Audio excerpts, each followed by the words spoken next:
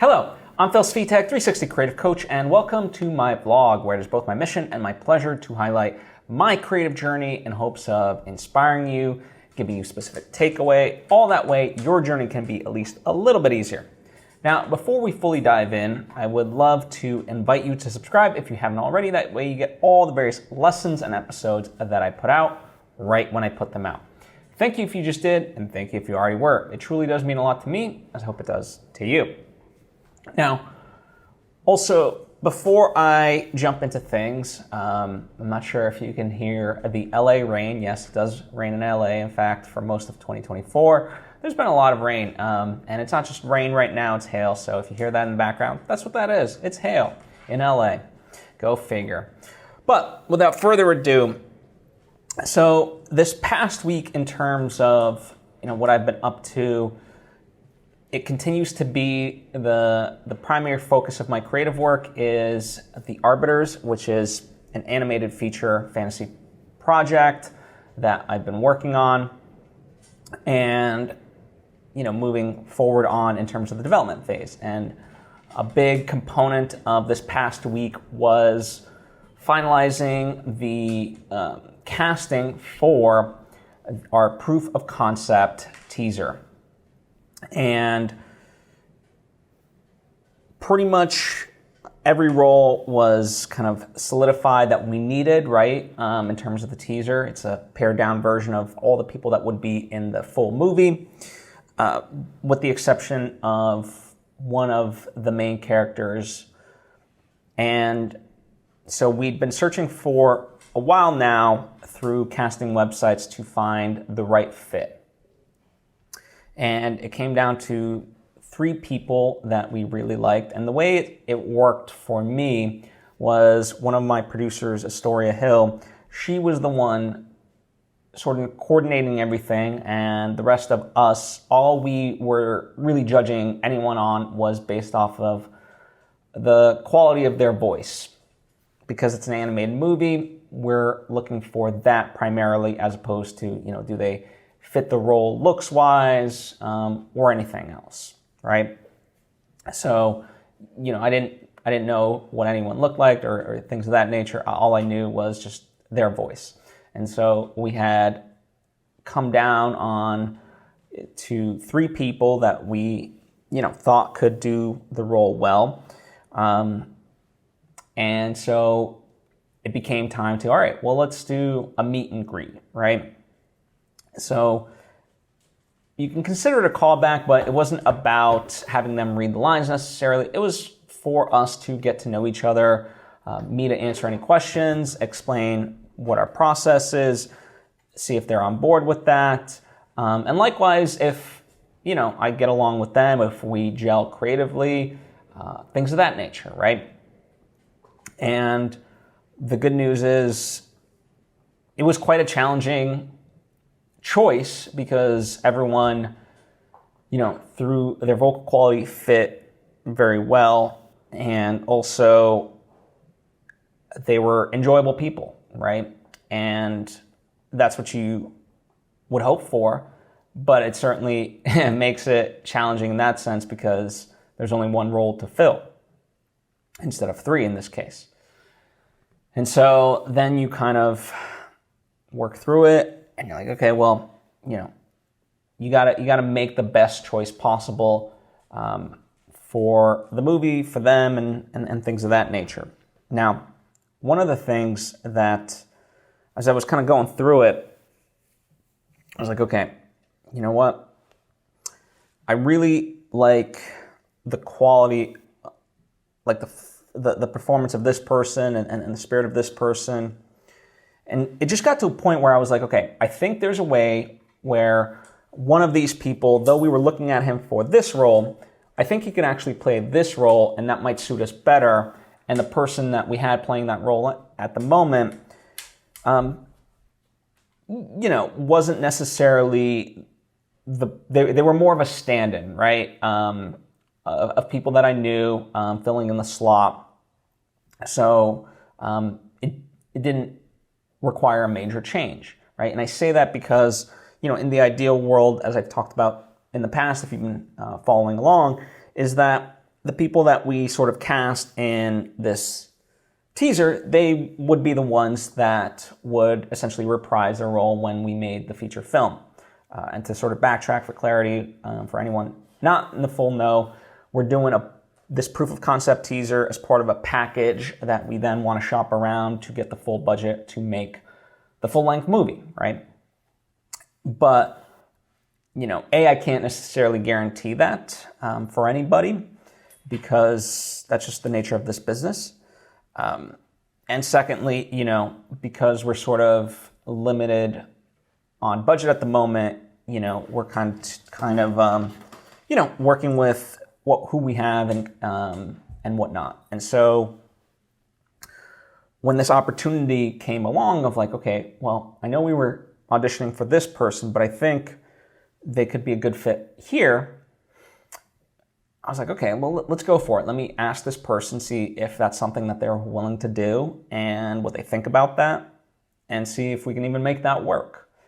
And turns out we can, right? And you hear a lot of these stories in movies where someone auditions for this role, and then, all of a sudden they switch into a different role, and that's the role that they were meant to play, right?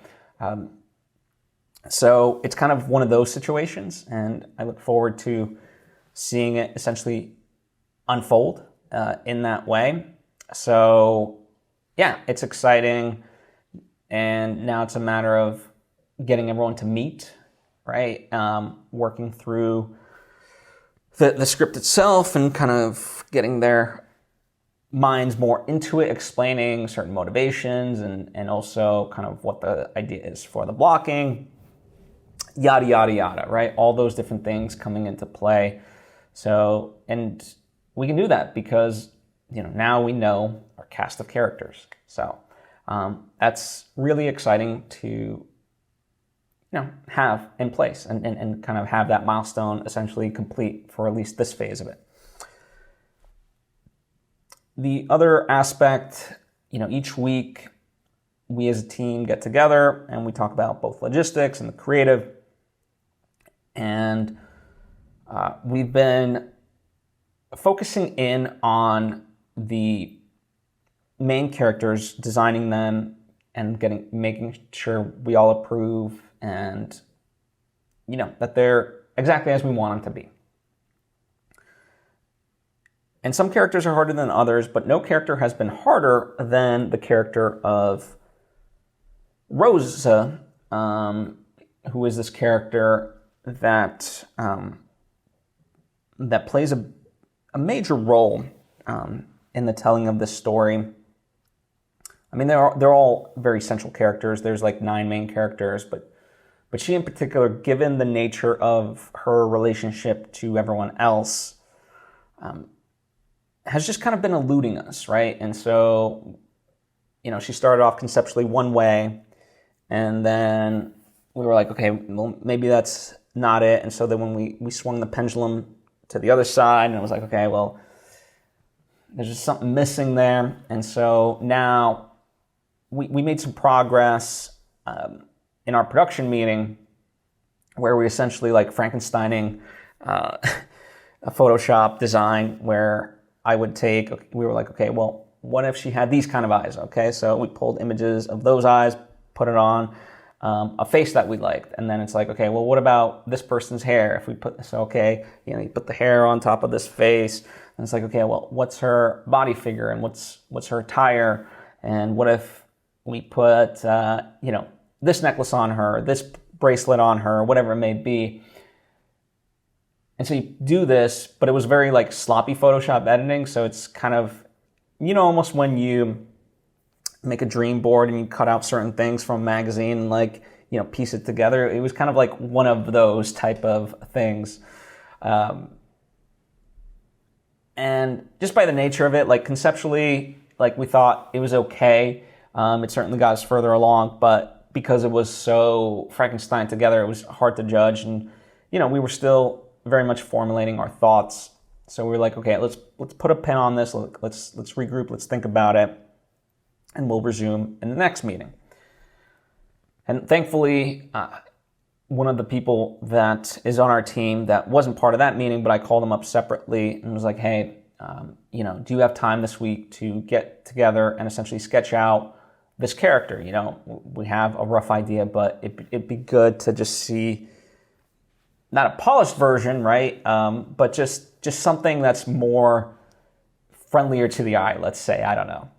And so luckily we got some time on the books, and within an hour and a half, he had created what was essentially a good depiction of the character. Now, is it the final design? Like, looking at it, I still don't think it's quite there yet.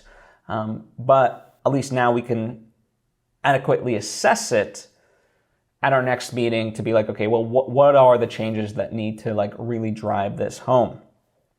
And yeah, that was fun to, sort of take a side step back and kind of create and see where we're at, because yeah, I think when all things are said and done, like, let's say the movie was complete tomorrow, I'm willing to bet that at the end of the day, the design of this character remains the hardest portion. I wouldn't be surprised if even just minor things change from now until we finish it. Whereas other characters, we're changing a couple things here and there, but fundamentally there's like a core essence to them. Whereas here, there's just so many things that we're trying and seeing what sticks on the wall, so to speak. And you got to do that. I think that's part of everything. And you'd much rather do it in this early phase, right? I'm a big advocate of deciding early on and sticking to that choice, essentially because it saves you time and money, right? Like, knowing what you're going after. And it might seem counter to that in this instance, but here is the time to play with it, right? We are in the development phase, so seeing what works and what doesn't. And that way, that when you solidify the choice, it's the best choice because you've seen the various options, right? And that applies to script writing and everything, even down to like later on editing and things like that. So, that's sort of been my approach to all of this, and I'm excited. We were supposed to also have a script meeting last week, which didn't end up happening, that's kind of, I don't know, I would love to have it on the one hand, but at the same time, it allowed for me to take a quick step back, and what I've been doing is essentially writing in TV shows. They call it like a show Bible, right? And it's kind of the history, the lore, backstories of the characters and things of that nature. And so I've always had that for this movie, but with each update to the script and so forth, there's various old stuff that no longer applies or gets elevated, evolved, and so forth. And so, I took what I had and updated it. And along with that, I was like, okay, well, let me also take a step back. Now knowing that I've revised the script, let me assess that and essentially just from start to finish, bullet point the script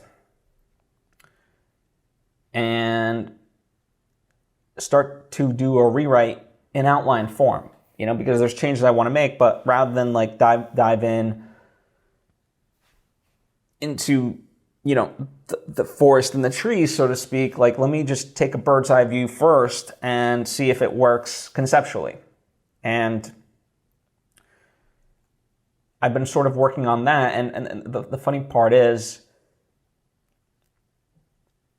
on the one hand, you're not writing many words, right? It's bullet points, right? And for the most part, you can keep it as simple. Like, I always start with the Robert McKee idea of inciting incident, progressive complications, crisis, climax, resolution, right? So in theory, you're talking, less than like 10 bullet points, maybe, in that. So not a lot of writing, not a lot of words. And yet, the length and breadth of that, needs to give life to what will come.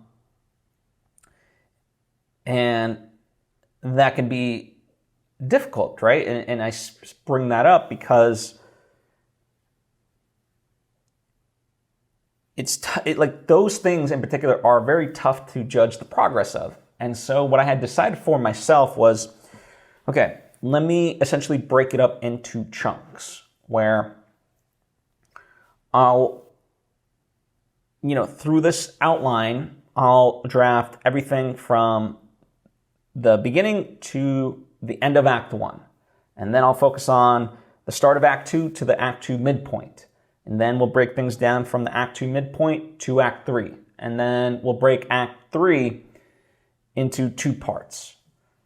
So that way, I can really give time and attention to all of this stuff and not have to have the added pressure of like, okay, if I devote a 4-hour writing session on a weekend to this, that within that 4 hours, I have to have the entire script revised. I can really hone in and still have that bird's eye view, but also, explore different angles. What does it look like from here and here? And what if I tried this? So it allows for more of that play rather than just trying to streamline from beginning to end and just, all right, get it done. And that's been liberating in many ways. So that's been a big mental component of just allowing myself grace, essentially, if I had to say it any sort of way. Now, what I did not have on my to-do list and what I learned this week was that, so our crowdfund ended Wednesday morning, essentially at like 6 a.m., give or take our time. And this was a crowdfund to raise money for the development phase of this entire project.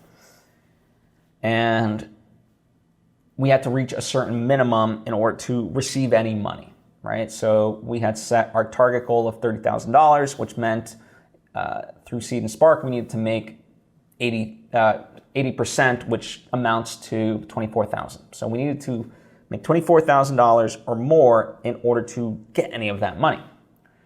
And I'm proud to say we did, right? That's not news because I talked about that last week.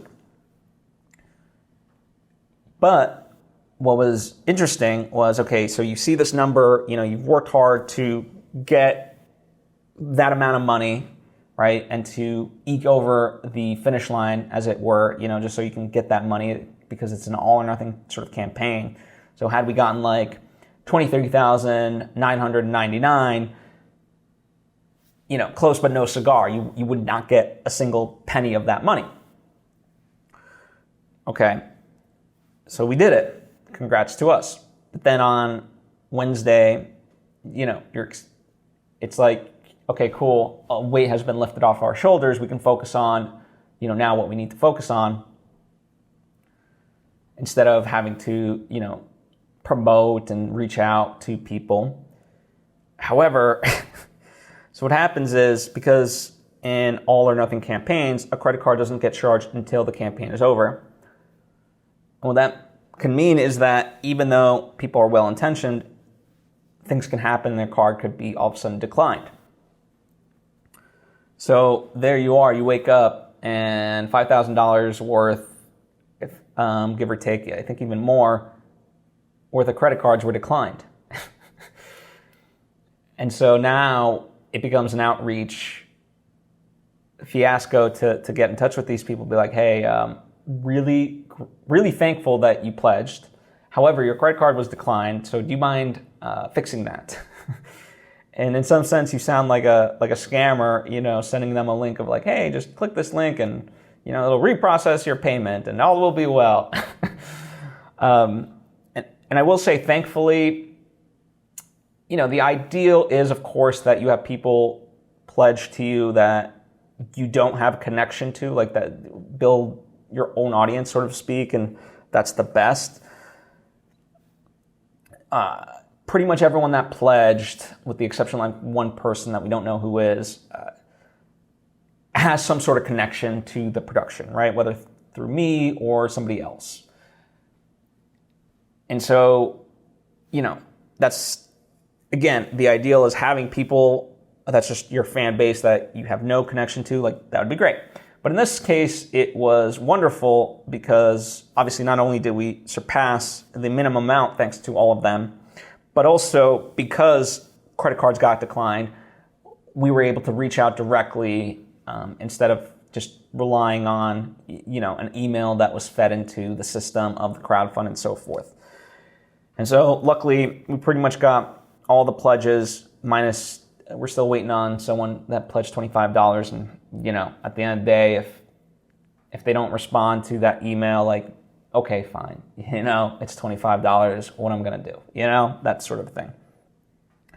But I was going over this with my friend because, yeah, in many ways, it's a fascinating thing because let's say we were raising $1 million, and let's say we made that goal of $1 million through a crowdfund. Cool. On paper, that looks like a wonderful, wonderful success.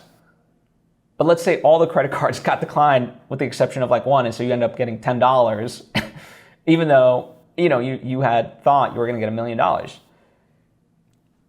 So again, all you can really do is roll up your sleeves and try to rectify the situation. But, it's not fun, it's not easy. And in theory, you could walk away with none of it. So, yeah, it's an interesting thing. I think, it would be nice for these crowdfunds to essentially charge you at the time of the pledge, hold the money, and then release it if it was successful or return it if it's not. But you live and learn, and unfortunately, Kickstarter's not like that. Seed and Spark's not like that. So it's an interesting conundrum for sure if you're trying to raise money that you don't think about, right? You don't think about these things when you start it. You just look at oh wow, we did it. We made $24,000. Oops, no, you didn't. You got to reach out to these people. And I will say, with the exception of like one person who dealt with credit card fraud between the time they pledged and here, so that way they had a new credit card, they had to input a new credit card. Everyone else's cards that had issues with it were Apple Pay. It was so annoying. So, Apple Pay was supposed to be fine, in terms of payment method. However, Apple Pay also kind of, I guess just whatever. Their fraud detection is way higher, and so, yeah, pretty much all the Apple Pays got rejected. So, at this moment in time, I wasn't the biggest fan of Apple Pay, to say the least. Anyway, I'm thankful that we got it all squared away and onward and upward, as they say. Looking forward to this next week where we will have our script meeting. So I'm looking forward to everyone's inputs, more creative stuff to come. And we just approach the date of our filming. It's set in stone, April 27th. That's when we're filming. So now what seemed like very far away, we edge closer, right? We're not quite a month away, but we're getting there. This week we'll pass that, and the countdown will officially begin. As much as I would have loved to film it sooner, I'm glad we're in the position that we are. It allowed us to really consider these things and so forth. And I will say, in doing the script rewrite, it's been good because it allows me to incorporate those notes into the proof of concept teaser itself. We always knew that at the end of the day, there's going to be a very big possibility that what ends up in the teaser, could be switched up in terms of what the final script ends up being and stuff like that. No different than, you shoot a movie you cut it together and a trailer gets made off of that, but you're still kind of revising and polishing the edit. And so sometimes in the trailer there might be moments, whether intended or not, that are essentially deleted scenes that never make the final movie. And that's kind of the same with this, just on a grander scale, because we don't have a finished movie, right? The whole idea of this proof of concept teaser is, imagine if the movie was complete, here's what the teaser would look like. So, in that way, you accept that as just a statement, as a fact. But all the same, if I have the ability and none of this ultimately drastically changes anything, like the script itself, while it evolves, it's not like it null and voids the teaser.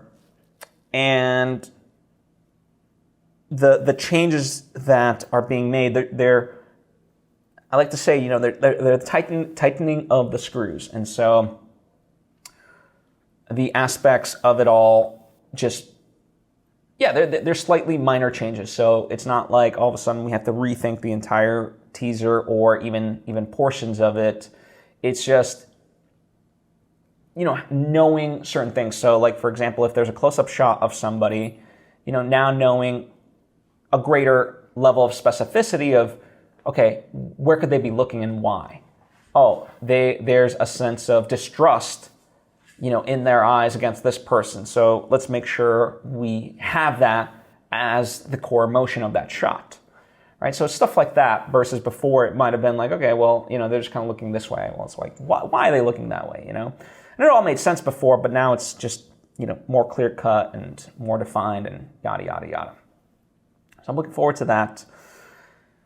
And just onward and upward. I mean, I will say, separate of this project, I am continuing to work with my ghostwriter on my second nonfiction book, which is a filmmaking how-to book that, kind of like in the vein of Rebel Without a Crew, which is the ultimate filmmaker's, book that I highly recommend. It's by Robert Rodriguez. It's essentially diary entries of him making his first movie, El Mariachi. And even though it's like a memoir, it's a wonderful teaching tool. It embodies the spirit, in terms of inspiration, but also, as I always strive to do, it gives you those tactile, benefits of, okay, yes, this is my mentality, but this is how it resulted, and this is, how I approached it, and how he made a feature film for $7,000. Shot on film. So insane. And that's what this book aims to do in my own way, right? And so we continue to draft the whole book. So, it's been exciting on that front as well. So, many, many things going on. Again, these things that I'm sharing, these are sort of my creative projects that I'm working on, but as always, I've got clients and friends ask me for their input and stuff like that. So always lots to do, but that's what makes it exciting. So, as always, thank you for taking the time to tune in and listen. You're welcome to comment down below with any questions or thoughts of your own. It could be about stuff that I talked about. It could be stuff that I didn't talk about, right? Happy to answer them in the future or do a lesson about it, whatever it may be, whatever sort of fits best. So, or hit me up on social media at Phil Svitek. Love to chat with you. I love when you comment. It's a lot of fun for me. Thank you so much, and I'll see you next time.